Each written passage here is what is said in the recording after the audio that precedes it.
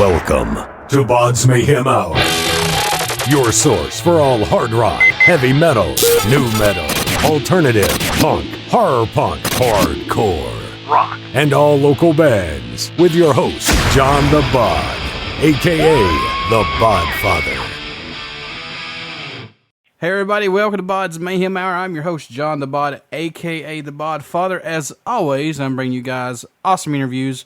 And today I have on the line with me Mr. Wade Youman, drummer from Unwritten Law. He's back in the band. Hey Wade, what's going on? Hello, how you doing? Pretty good, man. Like I said before we got started, glad you're back in the band with Unwritten Law. Let's talk about new things with Unwritten Law. You guys are touring right now, or getting ready to. What's going on with you guys? Nothing much, man. We're just back. I'm back with Unwritten Law, and we're just reforming the band. We got a new bass player, and also a new guitarist. So the new formation's there, and me and Scott are back on the same page. We've fixed up a lot of damage that we had in our relationship from the past, and we're back together and love each other more than ever, and ready to keep rocking on and playing music for the fans, man. It seems like a band has to go through some turmoil before everything comes back to the full-fledged of chemistry. That's what it's all about. Awesome. Yeah, that's definitely the case here. So yeah. Well, I think it brings a little bit more substance too after you've been a band for so long, and then especially in our case, and then us getting back together. It's like I think it's good. I mean, it's an awesome feeling, and it's a great feeling inside, and it's awesome.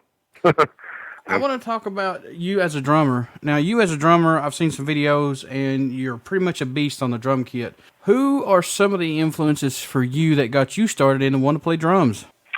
Let me see here. Well, when I first started playing drums, it was just to be in a punk band. But when I started to evolve as a drummer and want to become a better drummer, I was like, first when I started learning licks, Neil Peart from Rush, of course, like the Hemispheres record, but then later more of the hard-hitting drummers, from Chuck Biscuits to Abe from Deftones, of course, and then you know Danny Carey from Tool, and then Brendan Canty from Fugazi. I just like really emotional drummers, and later I got into like really getting into Buddy Rich and stuff like that. So, but any drummer that plays with like a lot of emotion and it seems to me like hits hard is like my big thing. You know, those are the influential ones too. Since you're back in the band, you guys are writing new material. When can we expect possibly something out, maybe? Well, what's going on is Scott recorded like an acoustic record that's about to come out. Right when I joined the band, he did it himself. He made a lot of synthetic beats and re-versions of like older songs, and then a couple new ones. And as soon as we're going to do a tour to Australia, and then we're going to go back in, and then we're going to write a new Unwritten Law record. And this one I'm pretty sure is going to be more heavier and very more high energetic. And we'll see what happens. You know, the chemistry, me and Scott's chemistry has been away for about 10 years, so we'll see what happens, you know? But it's very positive. We're really excited about it and really driven to do it. So now, since you guys are back together and starting to play again, how are you guys contributing? Is he mainly going to focus on just the writing, or everybody going to contribute? How do you guys work this out? The way it used to be was a lot different. I mean, right before I left the band last time, it was like we had a corporation and all that stuff. And I'm the drummer, so I get fucked. Screwed every time. But what happens is usually Scott either comes up with the song or I come up with a riff, and then I give Scott the riff with the melody, and then he usually puts like a chorus to it, and then he writes lyrics or me and him write the lyrics together. And then however that goes, the way points go, I've never really known that much about it. I just kind of do it and let it happen. What fuels your fire as far as your musician?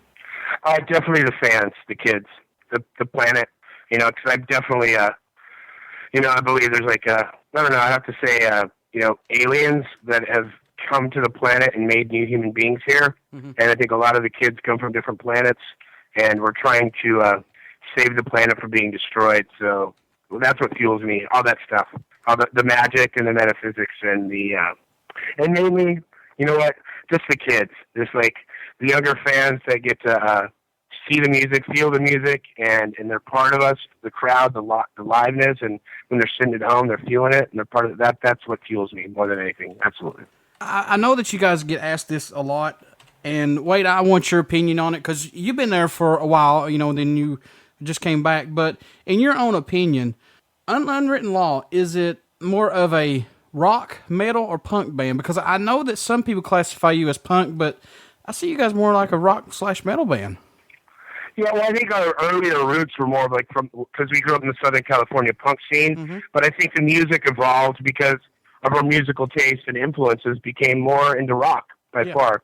But, also, I think, punk it's more of an attitude. It's not necessarily a style of music. It never really was, I don't think. I mean, it's more about the scene. That's like a real tough question to answer because, I think, we're just one of those bands that try to change every record and evolve every record, So I think we'll continue to do that. I mean, which way it gets classified is, who knows? That's up to anyone's own interpretation, Right. Leave it to me to ask the awkward question. You always got to think outside the box, man. It's all good, brother. All right, this is another thing that I want to know, too. You're a veteran drummer, but is there any new bands that influence you to be better? Let me think about that. Yeah, there are new bands that I get into a lot. And it depends just like on what I'm listening to. I really like Against Me a lot now. And I love Alison Krauss in the Union Station. That band's really helped me out spiritually and everything. And I think the most talented band in the world. From that to I like Teddy Thompson. I like a lot of stuff that Teddy Thompson's great. He's like more of a country sad singer, and it all depends what mood I'm in and stuff. I listen to a lot of music, so. But those two main things, and Deftones are always pushing me to be better because they're really awesome and a horrible band to open up for. If you know what I mean. Yeah, you're like, Rav, we get open up for the Deftones, and people are like, dude, you know what I mean? That's a really hard band to open up for. So they always help me push it. Speaking of you saying Alison Krauss, that band was spiritual to you. This is a question I normally ask at the end, but since you already brought that up, what did that mean to you? I mean, if you met them, what would you say? Hey, you guys helped me out through a dark time. What did that mean to you for them? Oh my God! If I got to meet Alison Krauss, oh my God, I'd just probably start crying because she's like an angel to me. She like burns a hole into my heart, and I know it's just something about her voice and the way the whole band they just work together with each other and they enhance the song. I just think everything about it was like really beautiful. And I don't know, I just probably want a hug from Alison Krauss because there's just hard times in my life where she just really, really, really fucking fixes things and helps me feel good. That's weird. I'm talking about Alison Krauss. No, that's fine. I hope to meet her. Can you hook it up? Hey, I'll get you into the right people. I'll do my best for you. That'd be great. Someone asked me the other day, like, if you can meet anybody on the planet, and it'd be her. I think she's kind of like an angel, So.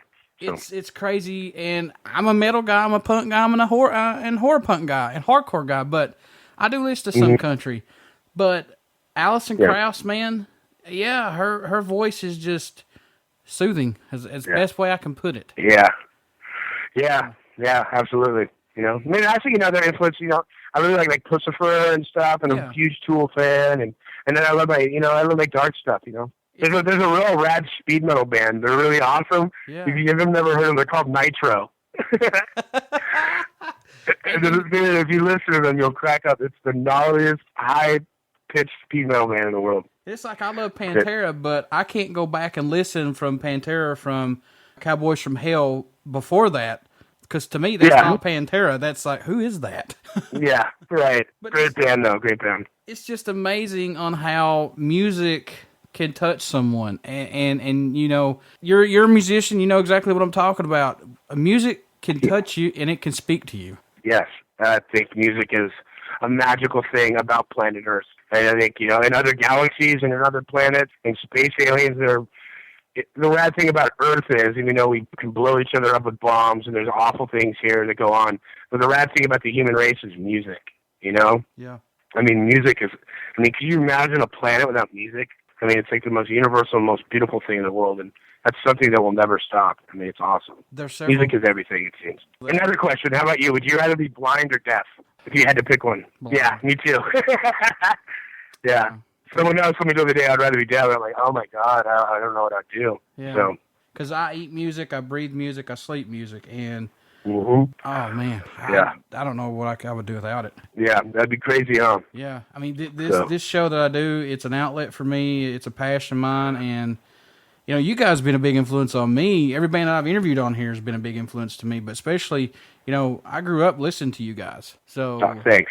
I heard Seeing Red on MTV, and it's crazy to say you guys were on MTV. That's when music was good on there. Mm-hmm. You guys kicked ass on it, man, and really got my passion into punk music / metal, but it really got me more in tune with a slower side of music, kind of. But it really did affect me, and I thank you guys for your music. Thank you very much, man. That's awesome, man. Thank you very much, dude. Yeah, that's awesome. Thank you. Do what I can. Like I said, it's like music it's soothing to make it yourself for yourself, to make yourself feel better. But to me, my passion and my love, it comes from like it being shared with other people and other people loving it and it becoming like a family. It's an awesome feeling. It's great. Music's radical. Let me ask you this. We're talking about, music everywhere, but now overseas, what was your experience when you got to go overseas and see the fans there versus us over here? What was your take on that? I was just talking about that earlier. Australia is awesome. In fact, I pretty much consider myself Australian. Australia, the following there is just, it's just huge. It's like a different family down there. But, of course, we're human beings. It's radical feeling. Europe is different. Everywhere is different, It's like, it's really trippy, but it all comes down to one thing. The music makes everyone the same. So it's really awesome. So I definitely suggest, even if you don't play music, to go out and to do what you can to go see the rest of the world and experience other cultures and stuff, because it's a phenomenal thing to experience. There's people I know that haven't even been out of fucking San Diego in 20 years, and it's really amazing how you see how somebody with a different language, a complete different way of life, almost like a different human being, is completely the same because they're listening to that music, Yeah. It really bonds people. Right. It's cool. It's one thing, No matter even in other countries where they don't even understand what you're saying, that music, they know what it means. It's really trippy. Matter what color you are, what race you are, music. Absolutely. What planet you're from, it's all the same, Do you guys prefer clubs or festivals, or does it really matter where Unwritten Law plays? Personally, it all depends, man. I know there's festivals that have been really great. There's nothing better than looking out and seeing, 3,000 people doing a huge circle pit, out here in San Diego. Mm-hmm. Or, there's also intimate things that are in a small club where there's 150 people packed in there, and it's just really uptight and personal. So it all varies to me. They're all special in different ways. So I have different experiences with it. It doesn't matter to me, but I've had rad experiences in all of them. So I have special moments in all of them. So the first time, man, that you're behind the kit and you've seen people going crazy to your music and, singing along to it, how'd that make you feel? To me, it just felt like, all right, this is the right planet I'm on. Yeah. It's awesome feeling. It's just great. It's energizing. It's just beautiful. Yeah. It's awesome. I don't, people that, there's musicians I'm sure that kind of get sick of it or whatever at times, but it's awesome feeling. When you lose touch of what that is, it's great, not great. It's, to me, it's like I try to take every special moment there is, with the crowd. For instance, I saw Fugazi once, which I consider one of the most radical punk rock magical bands of all time, in front of literally 25 people in San Diego. And they played their hearts out like it was like they were playing the Reading Festival. And I got to see that, and that inspired me beyond recognition. And I will always hold that in my heart forever. So no matter whatever gig I play, so we go some town we've never been before, and there's 12 people there, I play like I just got done playing the Reading Festival. Because you never know how that can influence somebody, What can fans expect at a show from you guys? You can probably expect just, hearing our songs, and I don't know, that's kind of a hard question. Yeah, you're just going to expect, well, now, because Unwritten Law is kind of like a fan-oriented band. Like, I consider the fans of Unwritten Law and the band, all of our songs have kind of been a story about all of us together. So you're just going to experience a sense of family and sadness and happiness and all those emotions that come out of the music that we write. What do you think that Unwritten Law brings to the table for music? I think Unwritten Law brings together the sense of community, connecting to each other. I think there's nothing fake about us. We sing songs about, about real stuff, and the fans are a part of us, and they always will be. And they're just as much as important to Unwritten Law as we are to them. So you're going to be a sense of family, and a sense of, getting emotions out. And whether it be dark shit you need to get out through the music, help get it out, happy stuff, friends, whatever you need to get out, man, that's what it's there for. With the new lineup with Unwritten Law, where do you hope that this band goes to from here on? Well, geez, let me see. I think just to continue to keep making good music, and to, I think, hopefully play on Mars. I wouldn't mind going to outer space again before we get out of here. Who were some of your influences, man, in drummers? Was it somebody that played drums that got you into wanting to be a drummer? How did that come about? Well, when I was in Unwritten Law, when I started Unwritten Law, I was like 13 years old, and it was a band. I came up with the name Unwritten Law, and it was like writing it on my folders and stuff. And I saw a punk band. Then I went to my first punk show, Agnostic Front. And it was crazy because the early Southern California punk shows were really violent. They were scary. They weren't like today. And then I went home. I was like, God, we got to get a band together. So I started asking my friends, and I found somebody who wanted to sing, found somebody who could play bass, who got a little bass amp and a guitar, and the last instrument was the drums. So I went and got a drum set and became the drummer. And then I just learned how to play 1-2 beats and stuff, and just playing fast beats, and then slowly evolved into doing my best to become a better drummer, But I mean, as far as influence, just watching local bands and stuff. Yeah. And, I wasn't a big drum beat guy growing up. I didn't go. I mean, even though Neil Peart did influence me a lot, but I didn't want to go learn paradiddles and if I ever did a Drummer magazine interview, I don't know what the hell I'd say. I'm like, look, I got high and listened to these records and tried to play them. And I don't really practice a lot. I don't like practicing unless I'm playing with other people playing music and stuff. Yeah. So, I just kind of sing through playing drums, I think, Since it's the digital age, Wade, do you think that it's better recording-wise these days, or do you like it from back in the day, being actually... Personally, I like the analog days. Okay. Like we did on the Black record. Yeah. I like that 2-inch tape, where you have to record, you got to get that song, you have to try and get it in 1 or 3 takes, you know what I mean? Yeah. And you don't get to really chop into it. Now you could just do it piece by piece, which I think it's, to this day, personally, I mean, you lose a lot of soul that way. I mean, Pink Floyd talk about it on the Dark Side of the Moon, the making of it. There's something about analog, and there's like a thickness to it. So I kind of like going back to the analog tape, 2-inch tape, and hopefully that's how we're going to record our next one, It's crazy because I talked to Tom Kiefer about it too from Cinderella, and he was telling me about the album that he has out right now, 3 different ways they recorded that album. So going back to the 2-inch tape, going into the actual recording studio, taking photos of he called it the recall, I guess, to go and see how the knobs were and stuff, and plus digital. And he's like, it's just crazy how this album of his came out because there's 3 styles of recording on it. Yeah, so he just went through a bunch of stuff, huh? Oh, yeah. Well, that seems we have that. The technology's here to do that now. It's like different. Yeah. Cinderella, huh? I remember that Night Songs record. Yeah, Cinderella's a good band. I still like them. Okay, when I was younger and I was into heavy metal, before I kind of really started getting more into the punk thing, that was one of my last heavy metal bands I really loved. Cinderella and Dokken. That's weird you brought up Cinderella. That's for me. Since we're talking about metal, what do you think the state of heavy metal music is today? Do you think that we'll ever see another huge metal act such as Metallica, Maiden, Priest, that will carry on the torch? I don't know. A friend of mine is really into metal. There's that 5-Finger Death Punch or something. Yeah. He was listening to that. I'm just at the big. I mean, you know what? We got Tool, and I don't know you consider it metal, but it's heavy. But I don't know. I think music's gonna evolve. Who knows? It seems like every 10 years, right now, the old school, the punk thing that the Southern California is coming back in intervals. So who knows? We might see. But I don't know. That's a good question. We'll kind of see. But I love Metallica. I love Iron Maiden. So. We'll see. But I think a lot of music's evolved. I mean, there's a lot of influence on our early punk records that comes from Iron Maiden. You know what I mean? Yeah.